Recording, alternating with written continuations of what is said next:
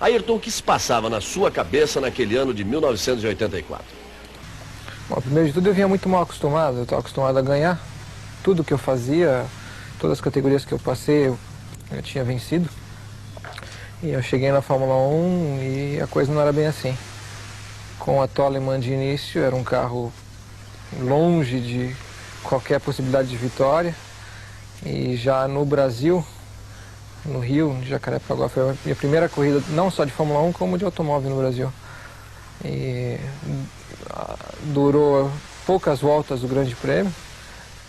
E eu já percebi que eu estava meio numa fria. Mas o sonho era conseguir a vitória também, correndo de Fórmula 1, lógico. Tudo começou quando ele tinha apenas 4 anos. O pai, o velho Milton, deu para ele de presente de aniversário um kart feito à mão na metalúrgica da família. Aos 9 anos, Senna participou de uma corrida pela primeira vez. Um circuito de rua em um loteamento em Campinas, São Paulo, e no meio de marmanjos de 18 anos. O grid de largada foi definido em um sorteio. Senna tirou o número 1 e conquistou a sua primeira pole position. Mas não acabou essa corrida. Estava na frente e quando faltavam 7 voltas, foi jogado fora, capotou e saiu da prova. Mas começava aí uma carreira de muitos títulos. Aos 17 anos, Senna era campeão sul-americano de kart. No ano seguinte, 78, foi bicampeão sul-americano e campeão brasileiro. Em 79, bi-brasileiro e vice do mundo. Em 80, tri-brasileiro e outra vez vice-campeão mundial. Em 81, com 21 anos, conquistou mais um título do kart brasileiro, o Tetra, e começou a conquistar a Europa. Foi campeão inglês de Fórmula 4 1600. Em 82, conquistou o campeonato inglês e também o campeonato europeu de Fórmula 4 2000. Em 83, já campeão inglês de Fórmula 3, Ayrton Senna teve um primeiro contato com a Fórmula 1. Foi no autódromo de Donington Park, na Inglaterra.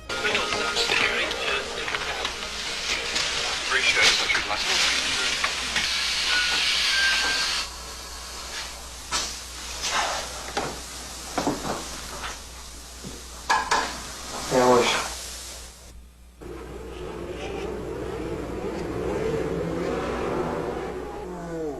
Era uma Williams, que na véspera tinha corrido o GP da Inglaterra.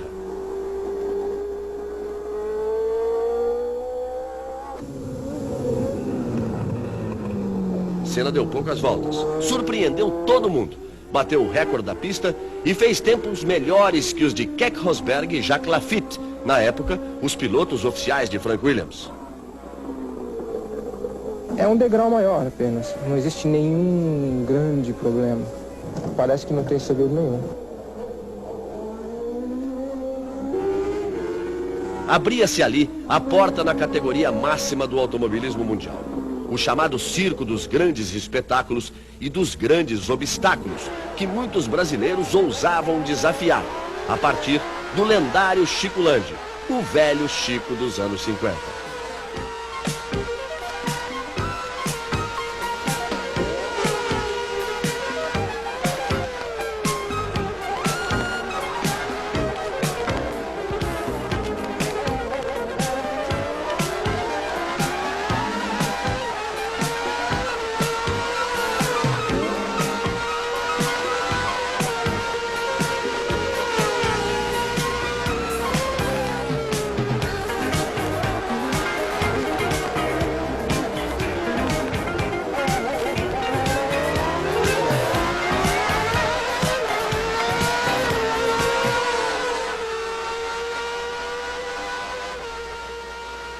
Todos eles tentavam seguir a trilha de Emerson Fittipaldi, exemplo e inspiração maior.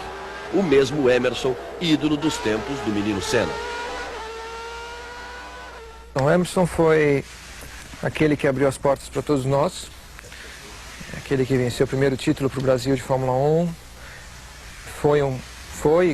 continua sendo um bicampeão da Fórmula 1 e que depois de uma fase difícil, de um projeto que deixou muita mágoa, ele reconquistou a vitória, a credibilidade e deixou marcado de uma vez por todas que ele é um grande campeão nos Estados Unidos, conquistando o título da Indy, as 500 milhas de Indianápolis. E tá aí, deu a volta por cima e mostrou para todo mundo o campeão que ele é. Nacional, o banco que está a seu lado.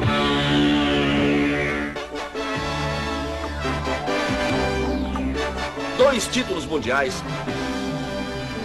110 corridas, 26 vitórias e uma série de recordes.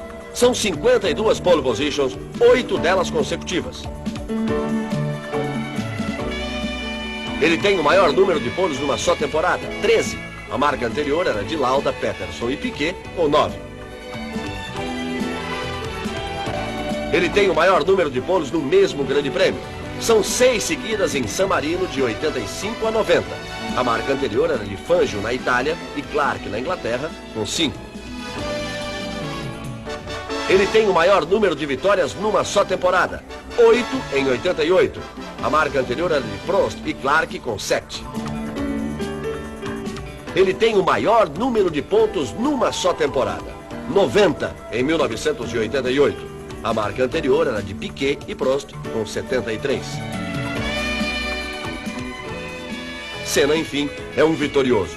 Em 7 anos de Fórmula 1, ele já correu 10 mil quilômetros na frente de todo mundo. É um obstinado pela velocidade, que só para 2 meses por ano para reencontrar o Brasil, a família, os amigos. E aqui a gente passa a conhecer um outro Senna.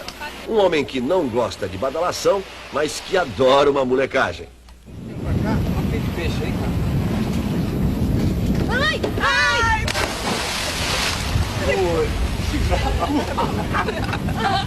Dá a volta aqui, ó. Ele tava desconfiado. Ele tá desconfiado. Ele tava? Ele fez Eu tava assim. olhando Não, assim, ele não foi lá. Eu achei que ele ia ali assim, né? Não, ele ficou aqui assim, só. Pô, será que vai dar ou não? Você vê como ele é esperto. Vamos lá, vai.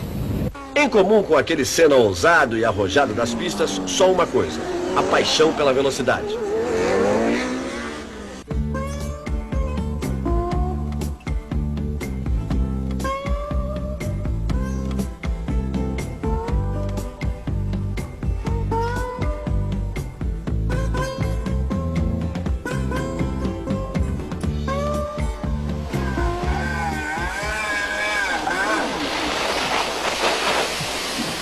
Sorte que eu não mirei aí, hein?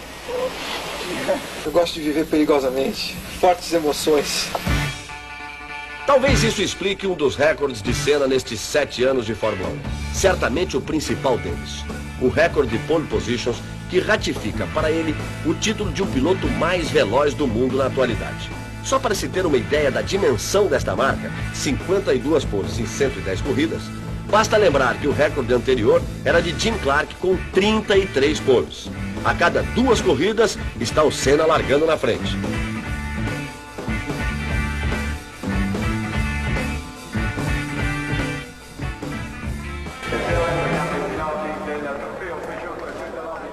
E comemorando com toda a McLaren essas marcas que fazem dele o piloto mais rápido da Fórmula 1, o rei das poles. Pole position é um tiro de 100 metros. Você dá tudo ali naquele minuto, minuto e meio. Chega até prender a respiração em algumas curvas, não respirar para ter um maior equilíbrio dentro do carro, uma maior sensibilidade. A carga de adrenalina altíssima de um segundo para o outro. E é o que eu considero o máximo dos máximos, né? É o máximo da performance. É o pico. E já consegui 52, né? Espero muitas outras. A cada pole que a gente conquista, a gente tem uma nova carga de ânimo e de desejo de conseguir a próxima. A cada ano que passa, a cada pole que eu conquisto. Esse ano eu tive em Monza uma pole tremenda, onde eu conquistei ela nos últimos 30 segundos ou 1 minuto do treino, em condições adversas. E na terra dos italianos, na terra da Ferrari, e tomei a pole deles. Então, cada uma tem um valor, tem um sabor. No Japão, a pole também foi outra guerra, porque significava uma posição de largada no campeonato ali, na hora de decisão do campeonato. Então, se você for olhar, for analisar, cada pole tem um valor. No Brasil, você que conseguiu a pole no Brasil, onde Então a galera toda ali esperando, torcendo também tem um valor tremendo.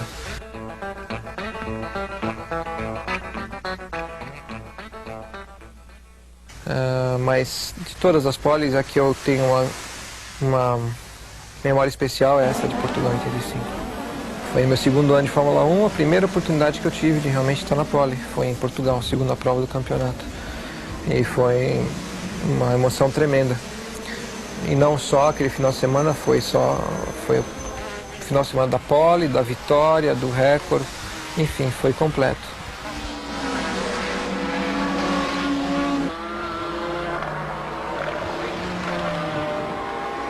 Não é à toa que esse Senna dominado pela velocidade tente agora dominar outra máquina, o avião. Ele já rompeu a barreira do som pilotando um F5.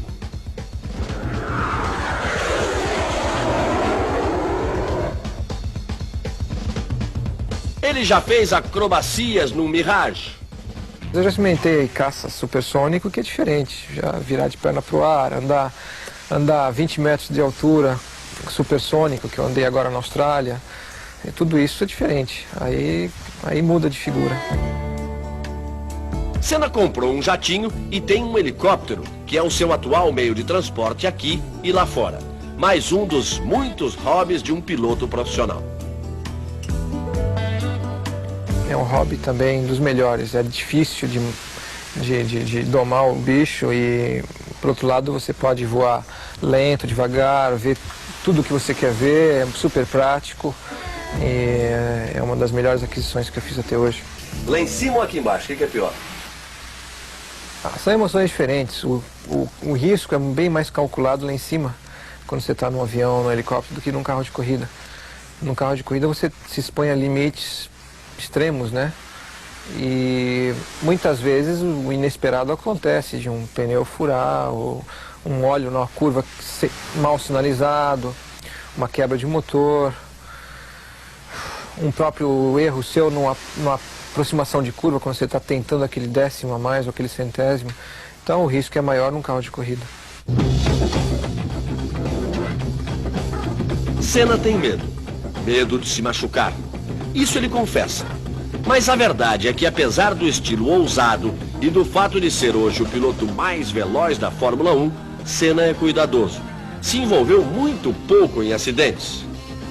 Eu não penso nem poucos nem muitos, eu penso normal.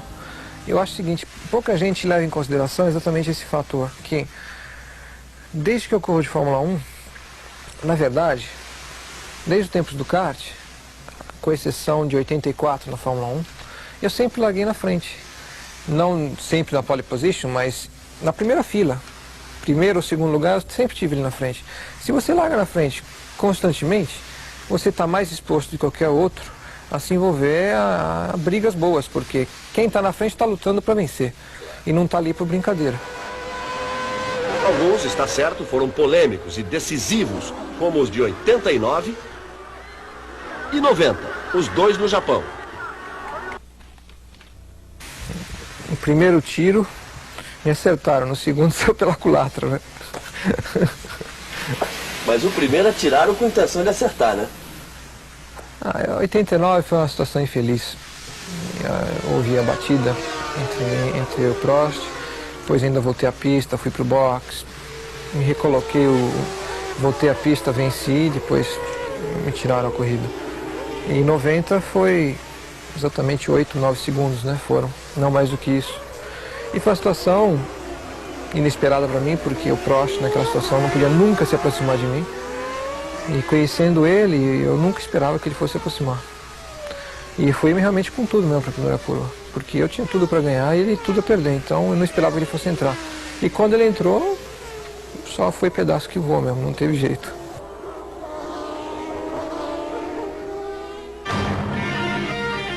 Outros acidentes foram espetaculares, como o da Alemanha em 84.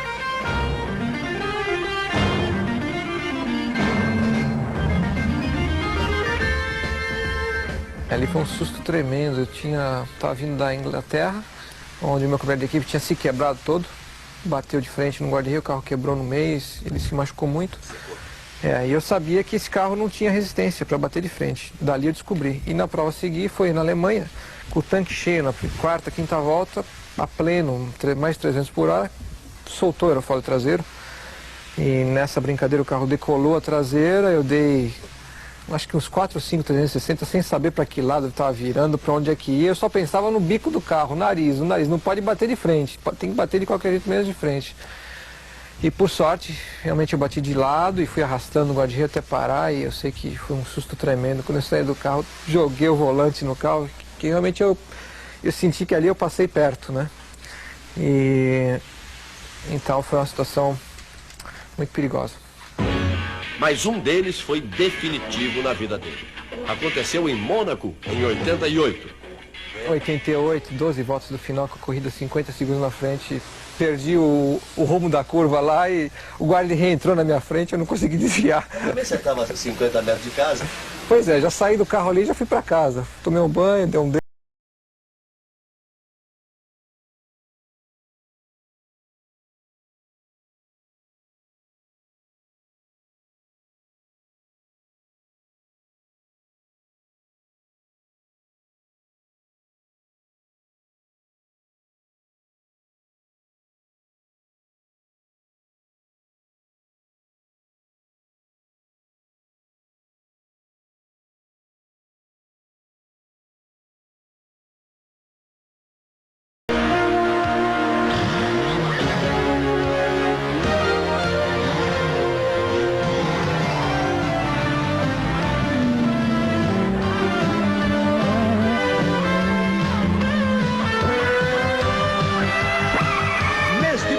Ayrton volta às pistas. Vamos lá, torcida. Vale a pena ver de novo o grande campeão nacional. O kart foi a melhor escola que eu podia ter passado. E ali eu aprendi todas as manhas, né? Das mais simples das mais complicadas. A diferença básica é a velocidade final só num kart. Porque num kart você atinge 120, 130, no Fórmula 1 acima de 300. Essa é a grande diferença, mas todas as outras coisas, a reação em curva, a retomada de velocidade, a freada, a ultrapassagem sobretudo, andar na chuva, mexer no kart, tempo de pneus, o kart é sensacional. Agora, a velocidade máxima, realmente só na hora que você senta no Fórmula 1 que você pode experimentar o que é. Mas o kart é um esporte que traz uma emoção tremenda e um prazer enorme.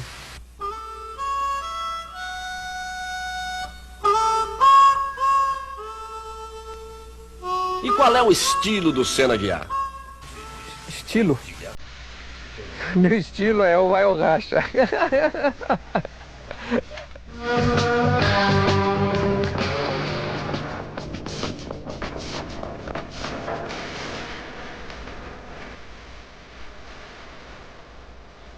No vai ou racha de Ayrton Senna, outra das lições do kart: andar na chuva.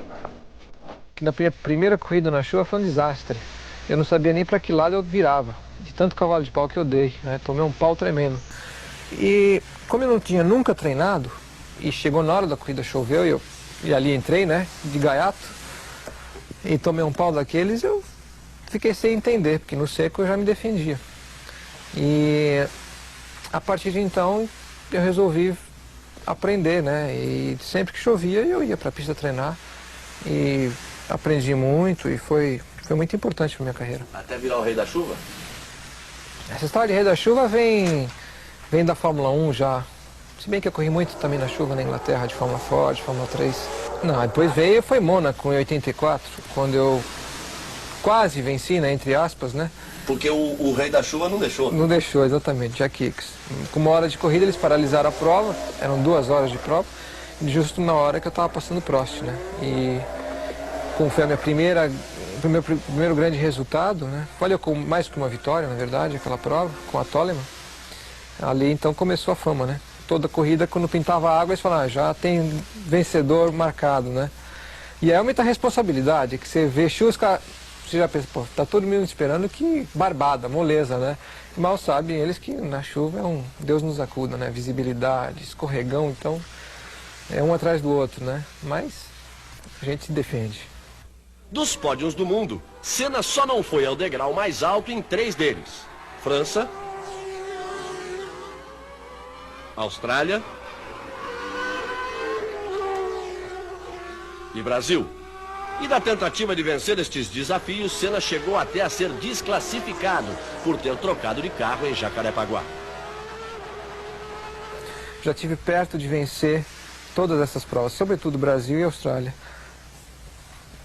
Vamos esperar 91.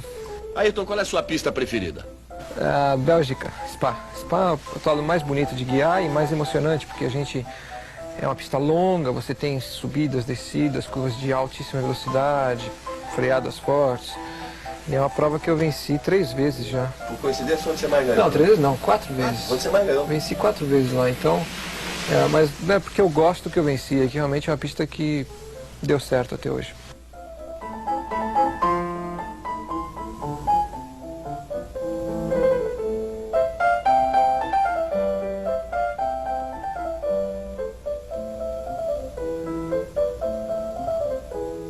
Senna tem prazer de correr na Bélgica. A gente tem prazer de ver Senna correr em qualquer pista do mundo.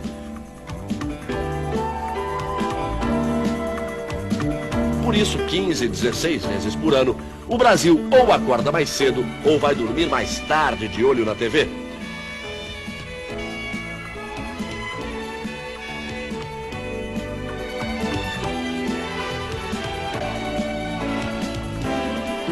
Uma torcida fiel e apaixonada e que se espalha pelo mundo. Senna tem fã-clubes como este em Monza.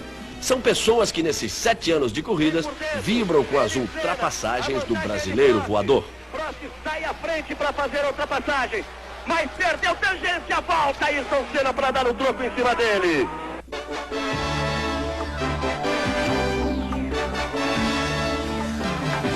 Qual foi a grande ultrapassagem da sua vida? Grande ultrapassagem. Aí complicou, Galvão. Não deve ter nenhuma marcante. Senão você já A primeira delas foi em 88, quando eu passei o Prost no Canadá, na entrada pro Hairpin ali. Foi a primeira vez que um ultrapassou o outro naquele ano. E eu me lembro dessa boa. Mas... E a do Japão de hoje? Não, calma. E depois dessa foi justamente quando a gente veio no Japão, que fiz uma corrida tremenda, uma das melhores corridas da minha carreira. E a passada que eu dei nele também, que acabou dando a vitória, né? No campeonato, na corrida e por aí afora. E quais é que você faz questão de esquecer? Esquecer? Não, eu não quero me esquecer da de 89 no Japão, não, porque dela eu aprendi muito. E entre as dificuldades e os prazeres mais tarde, eu me armei muito. Me armei para o que desse e viesse. E tem aquela de San Marino em 1989, logo no início da prova, quando você fez a ultrapassagem, e o Prost acusou de que existia um acordo de ninguém passar ninguém e que você teria descumprido o acordo. Mas, como eu falei, vindo dele, nada me surpreende. E aquilo foi apenas uma desculpa dele. Portanto, não tem nada que pensar naquela ultrapassagem. Foi uma entre tantas outras que eu fiz em cima dele. E tem a do Nakajima, Brasil 90. Bom, se eu for pensar por aí, vai ter um montão para esquecer, né? Porque o que eu me enrosquei com corrida ganha, como também em 88 mesmo em Monza, com o Schlesser no finalzinho, que é um retardatário, também me enrosquei com ele. E com o Mansell tantas outras vezes. Mas é assim mesmo, corrida não é largar na frente, liderar a corrida inteira, chegar no final, quadriculado, ou então largar atrás, ficar esperando o pessoal se enroscar, bater, quebrar e chegar com a corrida na mão. Exatamente, mas não é o meu estilo. Meu estilo é outro, é conquistar cada vitória e vencer mesmo. É por aí que vem o prazer de correr e ganhar. Se você fica só naquela esperando, o prazer é uma fração. E eu corro pelo prazer de ganhar. O segredo dessa fixação pela vitória pode estar na tradução do nome dele para a linguagem simbólica dos ideogramas japoneses. Ayrton quer dizer ardor consagrado no vocabulário dos desenhos orientais. Um ardor que ele vai buscar no esporte e que ele trata de manter também através do esporte. Porque uma das primeiras coisas que ele aprendeu na Fórmula 1 foi de que piloto, para ser vitorioso, tem que ter fôlego, resistência. Eu estava acostumado a fazer corridas de meia hora, 40 minutos. Quando eu cheguei na Fórmula 1 era 1h30, 2 horas, e o carro mais pesado, tudo, calor tremendo. E na segunda prova do campeonato eu consegui fazer a prova inteira, o carro aguentou. Eu terminei em sexto, conquistei o primeiro ponto. Mas foi uma corrida tremenda, porque na metade eu já estava pedindo água, não estava aguentando mais.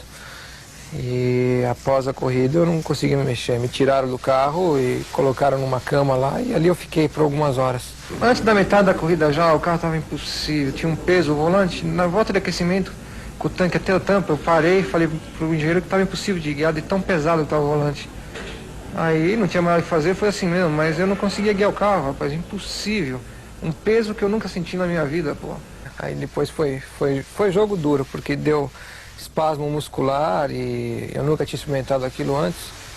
E foi uma dor tremenda, mas valeu.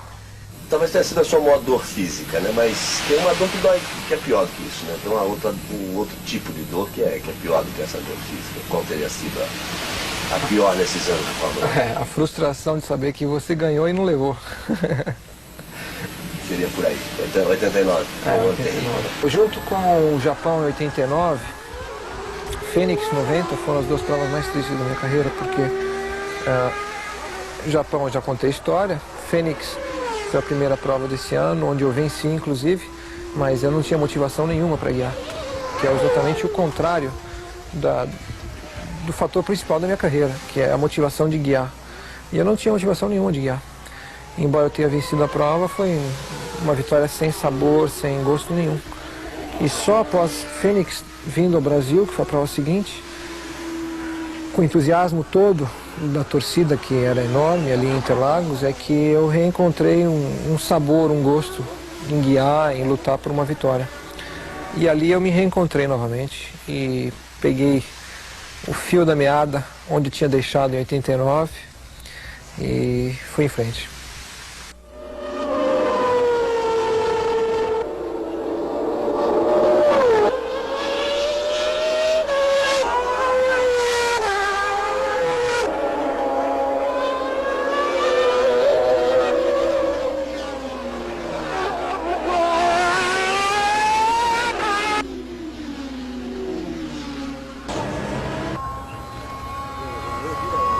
Dos vários esportes que Senna pratica, tem um que ele gosta tanto, mas tanto, que até perde a modéstia. E por brincadeira ou não, afirma: nisso é que eu sou bom mesmo.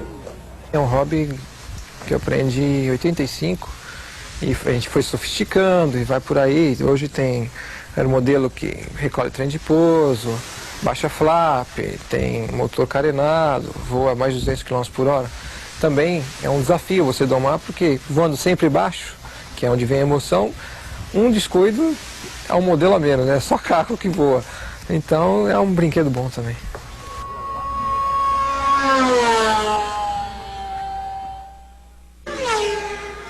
Mas nas pistas de Fórmula 1 hoje não tem lugar para brincadeira. A Fórmula 1 é um duelo duro e permanente. Tem o homem desafiando a máquina e os constantes avanços tecnológicos. Qual o melhor carro que você teve nestes 7 anos de Fórmula 1? A McLaren de 88. De longe. Como um todo. De longe. Melhor carro de longe, no conjunto total. 88.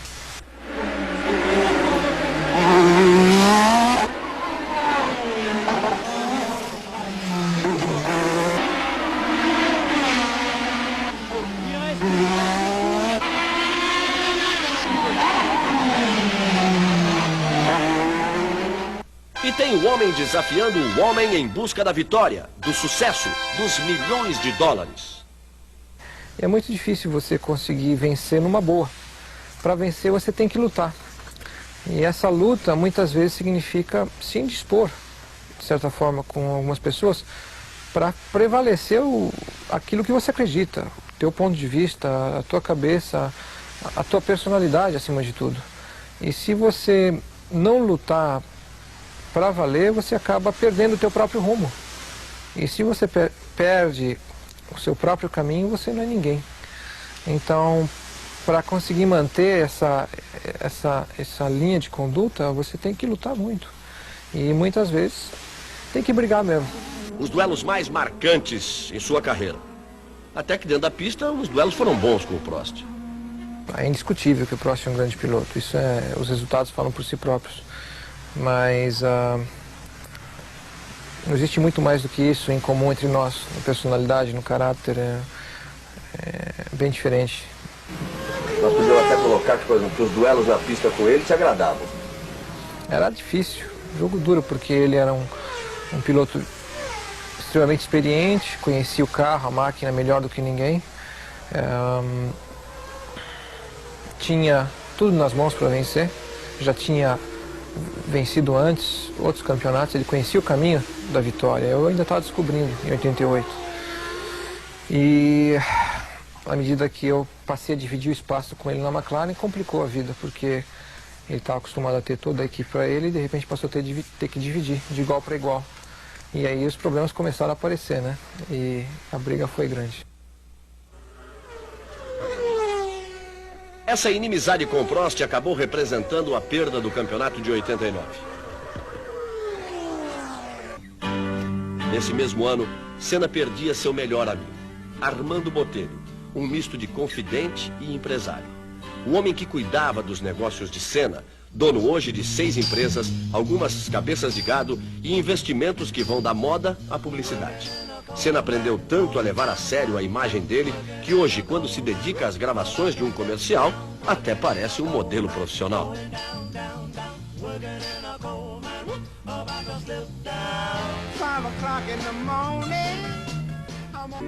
Hoje quem cuida dos negócios de Senna é o pai, seu Milton. Mas o filho de seu Milton não esconde as saudades e até se emociona quando fala do amigo que morreu.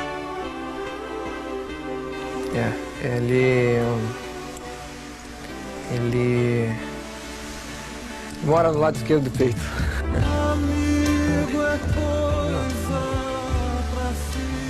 É pra sempre.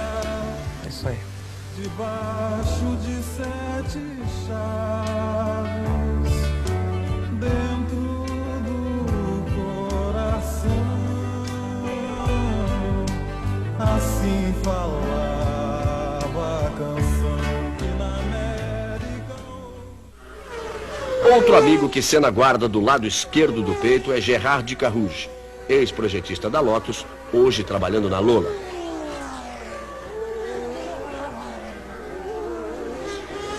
Ayrton não esquece as lições que recebeu do mestre engenheiro francês, nem de todo o estímulo que ele deu no início de uma carreira então difícil.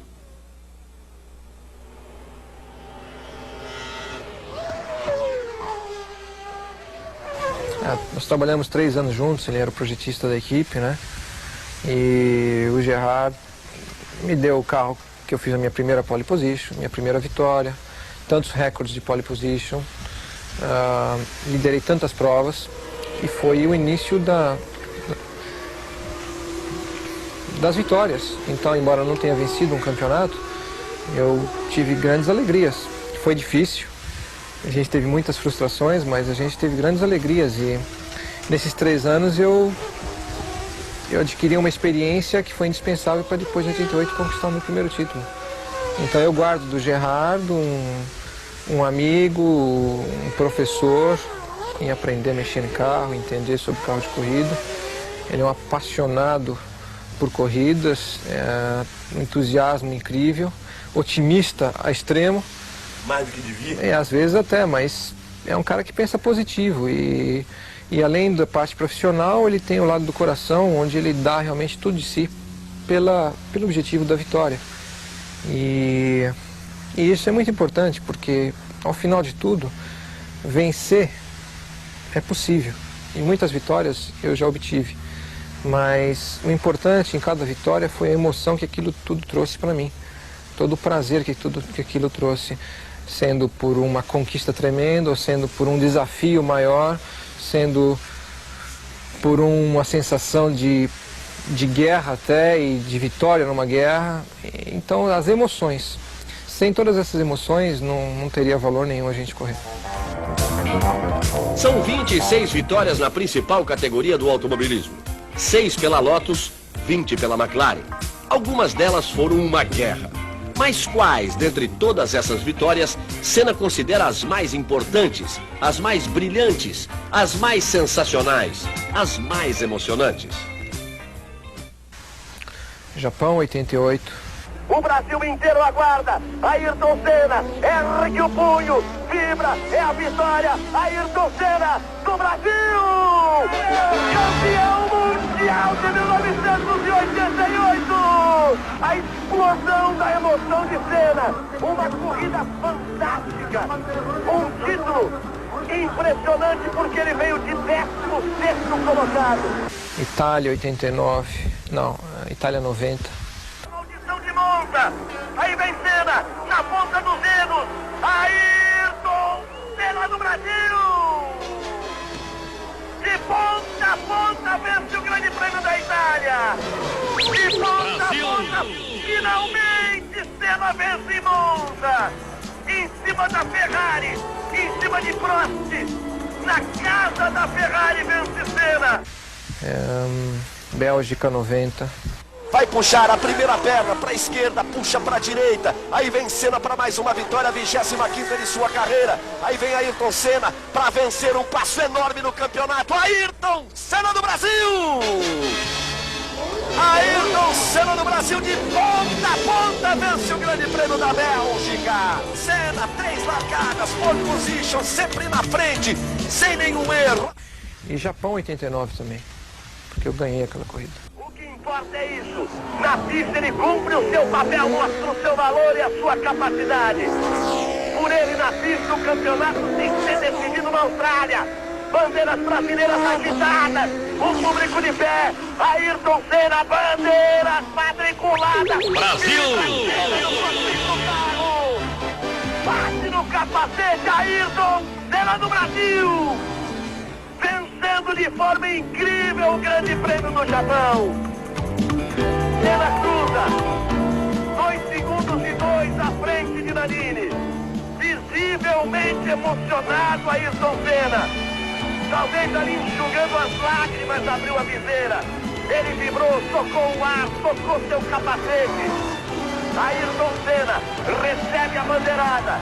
Depois do acidente com o Prost, depois de voltar sem bico, depois de andar na grama, depois de parar no box e de ser arrojo em nova ultrapassagem em cima de Nannini. Na pista, que é onde tem que ser decididas as coisas. Brasil! Na vontade, Brasil! Na carne, no talento, o Senna venceu uma corrida incrível.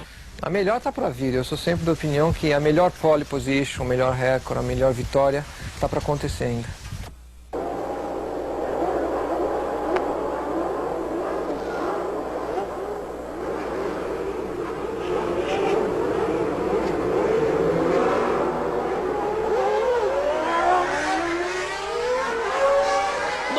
Vem aí e a gente vai ter de novo o prazer de ver o Senna correr com a McLaren número 1.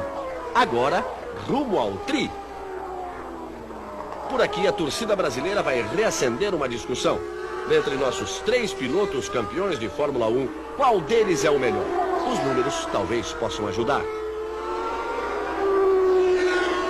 Emerson Fittipaldi abriu o caminho, disputou 147 provas, conseguiu 6 pole positions, 14 vitórias, foi segundo lugar 13 vezes, terceiro 8, quarto 9, quinto 5 e sexto 8 vezes.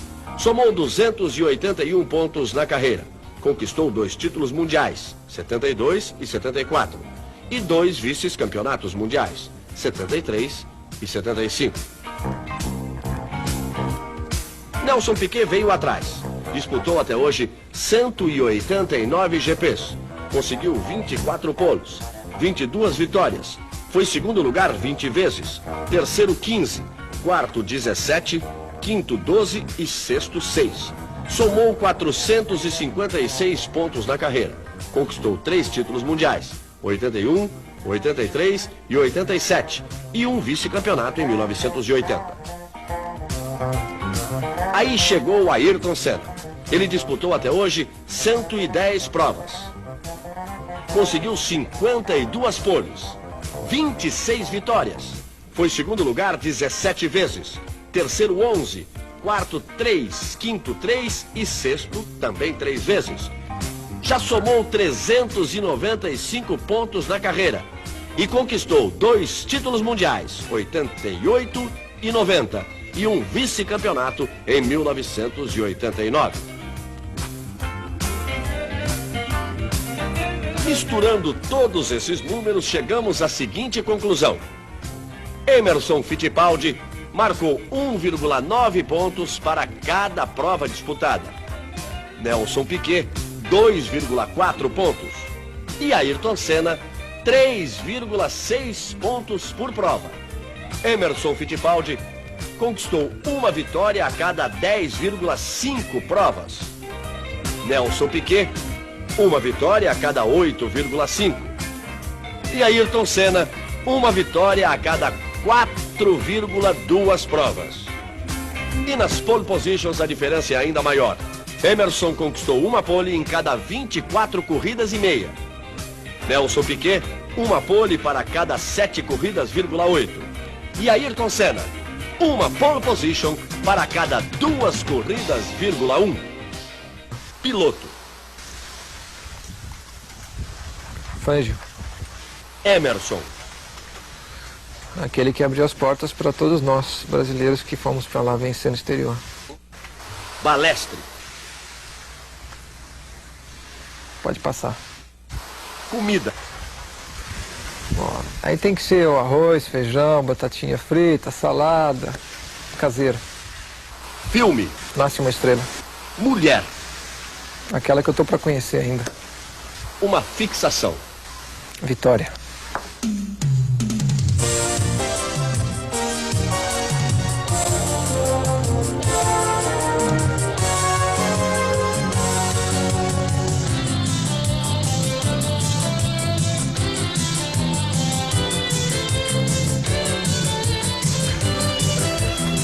E a vocês todos que acreditaram em mim, que sempre tanto me apoiaram e que participaram comigo de todas as conquistas e de todos os títulos. Saúde, tchim, tchim.